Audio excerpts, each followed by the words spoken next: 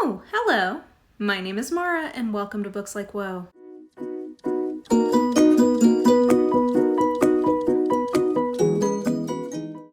So I'm shooting my what I'm reading right now a little earlier than I would like to, but just with timing of people coming to visit and whatnot, that's just how it worked out. So this is my third of the way through reading checkpoint, and I do these every month of just sort of hey, what am I recently reading? What am I thinking about reading next? Kind of what my game plan for this month is. And yeah, so like I said, I'm about a third of the way through the month and I've read 5 books so far. So I guess I'll start with talking about that, and then we'll talk about what I'm thinking about reading next, which will be a fun discussion because I feel like just with the way arcs and stuff are timing out, like the ones that I really was interested in for this year, a lot of them are coming out in the spring. So I'm having to have more timed reading than I would like this month. I have more things that I have to get to. So, that's just a fun problem to have, I guess, in terms of I'm getting to read things in advance, but it does come with that obligation. And anyway, it's just a balance. So all that to say, let's talk about some of the things that I've already read, and then we'll talk about what I'm thinking about reading next. So I finished my reread of A Murder Is Announced, and I think by now you've seen my review of that, so you know that I enjoyed it, and I ended up, I think, rating it a little higher than I did the first time. I think the first time I read it, I gave it 3 stars, and this time I gave it 3.5. A good one, a classic one, but I think the characterization lets it down a little bit, so there's that. I also read for the first time They Do It With Mirrors, and I don't think you guys have seen my review of that yet. That will be coming up on the 29th, so I won't spoil anything. I'll just say that I was very excited to get a Marple mystery in a country house setting. So yeah, anyway, stay tuned for that review for Mission Marple. We're getting a good way through it. I'm coming up on my check-in point here in May. So anyway, I'm really enjoying it as a reread, I should say. I wasn't sure how I would do with this because I haven't thought of myself as somebody who really loved the Marple books. I liked Agatha Christie, I liked them, but I didn't think of them as my faves from her. But I'm actually really enjoying the rereading, and I think I'm enjoying the Marple oeuvre as a whole a lot more this time around. So yeah, I'm enjoying that whole project. And next up, I think I have A Pocket Full of Rye. So I may try to do, it's a reread, so I may try to do that in the back half of the month. So I did that for Mission Marple. Then I read Creation and Death by J.D. Robb as a part of my in-depth reread. And I have come to a thought/conclusion about that project. But first I'll say that I really liked Creation and Death. It is a very tightly paced installment in that series. Subsequently, I think the mystery is really at the forefront, which I enjoyed. I think that often that's not the case in those books. Those books are very character driven, so sometimes I think the mystery can get a little bit lost, and I don't necessarily like that so much. So I do appreciate that this is one where there's a serial killer and he's on a certain timeline, and so it's moving very quickly. That said, I do think that this book probably could have benefited from a little bit of breathing room. It's so tightly paced and so fast paced that I think that there probably should have been a few more beats in the story for us to kind of rest. I think that was the only thing that held that back from being a 4.5 star book for me, because I really did enjoy this one. It was a good one.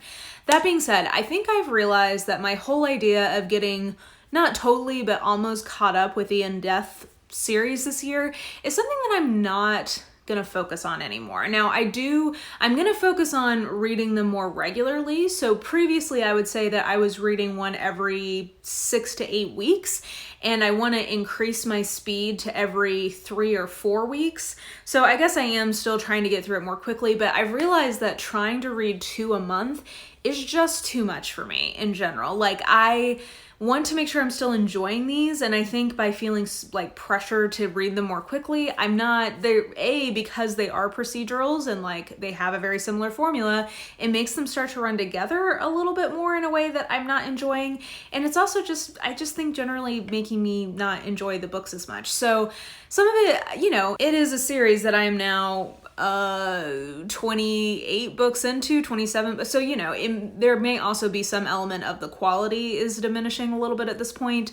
That's possible. But I also just think that me pressuring myself to like have a certain timetable is not helping that situation. So I realized that really the thing I wanted to do was get caught up enough that I could read this book that I have called Human in Death by Kecia.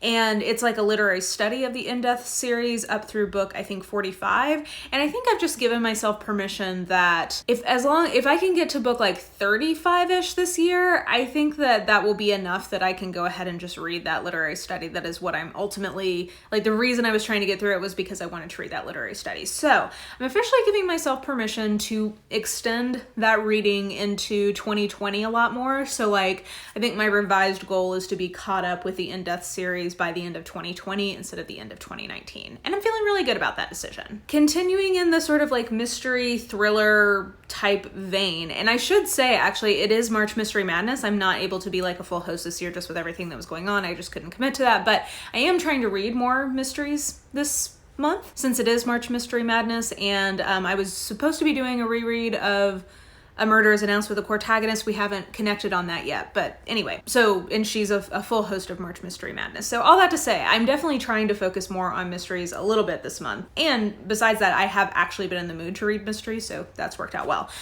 All that to say, I did read The Fifth Doctrine by Karen Robards, which was not, I was expecting it to be more like romantic thriller-y. And I would say that it's much more of like a spy thriller with romantic elements to it. It's a light spy thriller, basically. That being said, it is kind of hardcore in terms of the number of people who die, but the tone is light, if that makes sense. It reminds me of like what I would think of maybe like those Jack Reacher books being, do you know what I mean? Like kind of a rompy spy thriller. And yeah, it was good. I gave it 3 stars. It was like enjoyable, got the job done. My first outing with Karen Robards. I do think I'll probably read more from her, but I now have a better sense of like what it is she's bringing to the table. So I'll kind of know when I'm in that type of mood.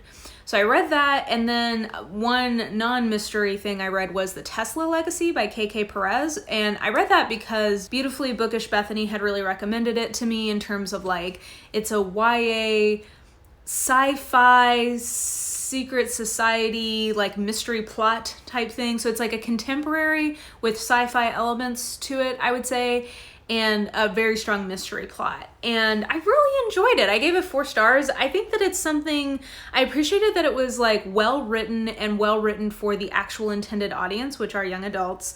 It kind of, you know what, it gave me a lot of the same feels that Spectacle by Jodi Lynn Zadrock gave me last month, but that one was like historical and sort of like preternatural or paranormal as the kind of underlying genre stuff, whereas this one I would say is not historical, it's contemporary and more on the like science-y sci-fi element as like the basis of the heroine's powers, if that makes sense. Anyway, it gave me a lot of the same vibes, but I do think that this one was a little bit better. And yeah, I will hopefully be able to continue in the series. I think I heard that there was some question about if they were going to continue the series, and I hope that they do because I really enjoyed it and would recommend it if you're looking for light YA that is well written and has some of those kind of genre things happening in it. Okay, and then my latest read is I Can See You by Karen Rose, and I got this at the used bookstore a few months ago when I was like trying to branch out and read more romantic suspense. This is an earlier Karen Rose, so if you guys have watched me last month, you know that I really enjoyed Say You're Sorry by Karen Rose, which is her latest in the beginning of a new little series. This is not as good as that one. I would probably give this 3.5 stars, but I had a fun time with it. I think it just reads, now this is my 3rd one I've read from her. I definitely now see what her default romantic piece of the romantic suspense is. And while it's not bad, I can tell that I'm going to get a little tired of the monotony pretty quickly because it's always the same sort of setup of like slightly kind of broken girl, slightly kind of broken guy. then like who neither want to be in a relationship, and then like suddenly on like page 100 the guy changes his mind and spends the rest of the book talking the girl into being in a relationship. And that's not necessarily a bad formula, it's just it is a formula and something you see. So the most interesting parts of these books are the thriller pieces, and as from what I could tell, because I did a little sleuthing, I think over time she's more and more not focused on the romance piece and focusing much more on the thriller or suspense aspect. And I think that that is a good decision, because I think that that is the part of these books that work the best. And again, the romantic piece isn't bad. It's not like a distraction or anything. It's just not as successful as the thriller piece. So I really liked, this is like a serial murderer type plot. And I thought that piece worked really well. And that was the stuff in this book that I really enjoyed. Again, I think I mentioned this in my review of Say You're Sorry. I do think time moves in a weird way in these books, and they do feel a little long to me, but they're enjoyable. So I don't feel like resentful of that. It's more just like, if I were her editor, I'd probably shave 50 to 100 pages out of these. Anyway, this is making it sound like I don't enjoy. It's more just that now that this is my third book, I think I'm getting my arms around what she does and where her strengths and weaknesses are. So I will definitely keep reading. I think I have another one that I got from These Bookstore. And actually there's 2 characters in this that I'm confident are going to get a sequel. And I would definitely read that because I really liked those characters. So yeah, enjoyed. I'm continuing to get to know Karen Rose as a mystery writer, and I'm still really enjoying her. Okay, then in terms, oh, you know what? Before I talk about what I'm going to read next, I'm going to update you on, I said last month when I picked Bayou Moon from my TBR jar, and actually maybe I should just go ahead and pick my next one. I said that I wanted to read it before this video. I read 10% of it and was enjoying it. Do not get me wrong. It's an Ilona Andrews, so like, of course I'm gonna like it, but I realized that I wasn't in the mood for it exactly, and that I didn't want me feeling like I needed to read it before this video to keep me from enjoying a book that I think will end up being like a 4-star, 3.5, 4.5 star, somewhere in that range book from what I've read so far. So I decided to like purposefully push that to the side. So I did not finish that one, but I will. I also thought it's fascinating because I'm pretty sure this is a series that was written well before the Kate Daniels books, and you can so see the DNA for Kate Daniels in this particular book. Anyway, that was interesting. But let's try again and see what I can do with the old TBR mug. I don't have a jar. Okay, well that just fell into my cleavage, so we'll pick this one. Essays in Understanding by Hannah Arendt, which is right there. I'm filming, by the way, today in front of my TBR cart. These are things that I'm like imminently thinking about reading. So just FYI, if I have it in physical form. A Winter's Promise by Christelle Dabos. Okay, we'll come back to that. And then Jane Steele by Lyndsey Faye. Okay. So the only one I don't have on my cart already is A Winter's Promise. Now here's the thing. I probably should read A Winter's Promise this month because the sequel is coming out in a couple of months, and I got an email that makes me think I'm getting the sequel as an ARC maybe. And if that happens, I'm going to feel real bad that I haven't read the first one. I also want to read this. Like, it sounds good to me. But that being said, so like, this is going to be, I think this is going to be a month where I try to get to 2 of these. So I'm going to say not Essays in Understanding because my brain just cannot handle that this month. So I'm going to say that I'm going to try to get to both Jane Steele, because this has sounded good to me for the last couple of months. So like, I'm excited actually that it came up. So I would like to read this. And then timing wise, I just feel like I probably should go ahead and read A Winter's Promise. So we'll see if I can get to both of those. So let's put that on my TBR for things that I'm going to read next this month. Other things that I need to read just based on like timing of arcs and like read buddy reads and stuff. Well, first of all, I need to read Strangers in Death because I have it out from the library. I have it for another 10-ish days, so I'm going to try to read it towards the back half of that just to give myself a little bit of space. I'm doing a buddy read with Beautifully Bookish Bethany of Wicked Saints by Emily Duncan, which is like a YA fantasy horror type thing. I think that'll be pretty interesting. So we're going to do a read of that. I have an arc of Biased by Jennifer Eberhardt, which is about the science of like unconscious bias, basically. So I think that'll be interesting. Then let's see here. Oh, okay. So I have an arc of Holy Sister by Mark Lawrence, which means, and that comes out in April. and I'm going to read that in April. That means I need to read Grey Sister this month, which is fine because I'm very excited to get caught up and ready for that book. I also need to read the novella, which is called Bound. So that's on my TBR. And then 2 arcs that are romances that I would really like to read this month. One is I got an arc of The Bride Test by Helen Hoang, which is the follow-up to The Kiss Quotient, and I'm so excited for it. And like, I'm waiting, like I'm hoping I find the right day where I'm like, I'm in the mood for a contemporary romance, and that is what I'm gonna whip out. Followed also by Getting Hot with the SCOT by Melonie Johnson. That's another contemporary romance arc. That one's coming out in April, I believe. So those are some arc things that need to happen. Need to, because of course this is all relative. And then a couple of other things that like I just want to read. These eminently sound good to me. Oh, I forgot to pull it out, but Bitter Orange is a mystery that I would really like to read. It's March Mystery Madness, and I would like to read that as one of the things for that, as well as My Sister the Serial Killer. Both of those are mysteries that I would like to read this month if I can. I have, like I said, another Karen Rose, Kill For Me, I think is what this is called. Yeah, Kill For Me. So that, or I also got a free ebook of hers at one point. I think that it's called Alone in the Dark. I just am really liking Karen Rose, so I would like another one of those. I also really want to read Blood Witch. This came out last month and like is the next installment in the Witchlands series.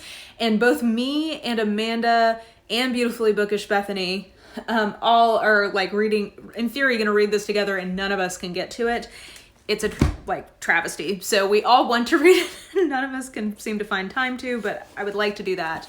I also would like to read a classic, and Northanger Abbey sounds good to me. So I'm hoping that this can happen. We'll see. And then one last thing that, again, not sure if this can happen, but it would be appropriate for March Mystery Madness is My Favorite Thing is Monsters by Emil Ferris. So that is a graphic novel that I've heard really good things about, and I think that there's like a murder mystery element to it, and yeah, I just really want to read it. So we'll see what happens. That's a lot, and just like with everything that's going on this month, I have like family coming to visit, and then like shit is gonna hit the fan in the last 2 weeks of March at work. Like we've all seen it coming. We all know like that is when things are really gonna get intense. So I just know that that's gonna happen, and yeah, I need to kind of like buckle up for that. So we'll see what I get done. The other thing is none of these, like I have very few audio books in the mix, and I probably need to figure out how to get a little bit of that on the docket as well. Very non-ambitious plans, right? This is totally doable. But anyway, that